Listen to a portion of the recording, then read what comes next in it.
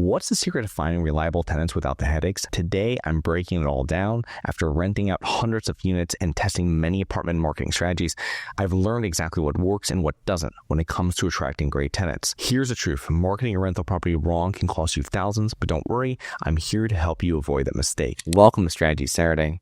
I'm Charles Carillo, and today we're diving into the exact steps you need to take to find high-quality tenants for your rental properties. From prepping your property to pricing it right and even launching a marketing campaign that gets results. We're covering it all. Plus, I'll share my favorite tips for maximizing inquiries and choosing the ideal tenant. So let's get started. Finding tenants requires a mix of marketing, screening, and strategy. And here are some things that I have done to find reliable tenants over the years. Number one, ensure your property is 100% ready before you market and show the property. And this is like a big amateur mistake that I have made multiple times, but I've never rented an apartment to a potential tenant who saw a partially ready unit. Wait until it's done. Number two, spend time verifying the rent is the correct amount.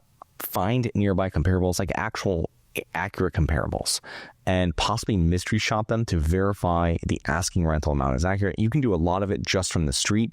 If you see a property and it's got a different curb appeal than yours, maybe your rental amount's off a little bit. You might not have to go into the property, right? You can utilize some of the pictures that they have versus what you have and then drive the neighborhood, because this is exactly what a potential tenant's going to do to your property is what they're doing to that person's property. Launch a marketing campaign is number three. And if you've rented the property before, you most likely know where they found you. Keep track of this information and make a marketing campaign that you can easily activate every time you have a vacancy. This campaign will include a full write-up of the unit with tenants' requirements and pictures.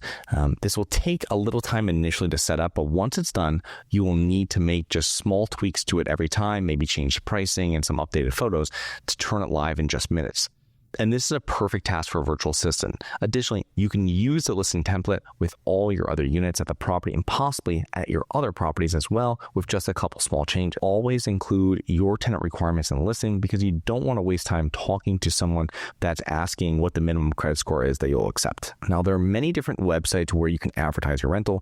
For years, I rented my own property simply by posting them on Craigslist and also putting a sign in the yard, but I found that I got better tenants when they came through an online source.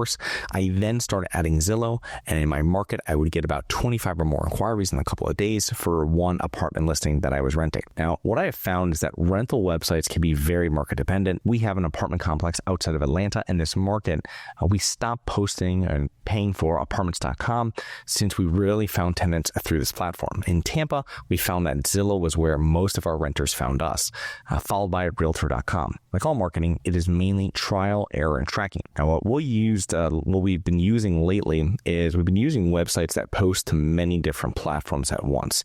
This makes activating the campaign easy, but it also makes it very easy for deactivating it. Now, if you have a larger property that always has vacancies, you can kind of just let it run, right? By adding apartments up if they're different, or if you have one that's kind of a similar unit, you can pretty much just let that thing run and then take those leads and just know this is my monthly marketing budget. But if you know or if you've used any of the websites like this, please put them into the comments because we're always seeing what other people are using because there's so many of these websites out there that do something similar. Now, the goal is always more inquiries. When you have dozens of people reaching out to rent, you can now choose your ideal tenant without making any sacrifices. Okay. When I rented apartments myself, I would choose a couple of times where I would set up multiple showings, maybe only separated by 15 minutes. Now, the point of this is that you might say, okay, I'm showing it Thursday, 4 to 6 p.m., and set people up 4 o'clock, 4:15. Don't tell them you're going to be there 4 to 6, but just tell them 4, 4:15, 4:30, 4:45, 5, whatever it is. Because you're going to have some no-shows, you're going to have people early, you're going to have people late. And it always worked out for me because if someone just calls in and you fill them up, just give them a time between it and they'll show up or they might not. That way, if you have 6 people that showed up, even though you had 8 showings scheduled, you still show the property 6 times.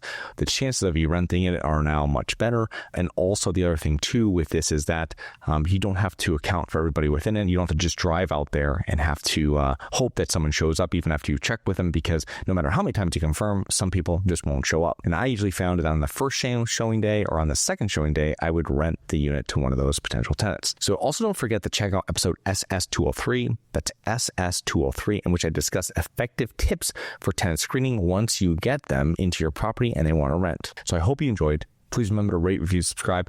Submit comments on central show topics at globalinvestorspodcast.com. If you're interested in actively investing in real estate, please check out our courses and mentoring programs at syndicationsuperstars.com. That is syndicationsuperstars.com. Look forward to 2 more episodes next week. See you then. You always want to invest in real estate, but didn't have the time, didn't know where to find the deals, couldn't get the funding, and didn't want tenants calling you? Since 2006, I've been buying income-producing properties in great locations that provide us with consistent passive income while we wait for appreciation in the future and take advantage of tax laws while we're waiting. And unlike your financial advisor, we invest alongside our investors in every property we purchase.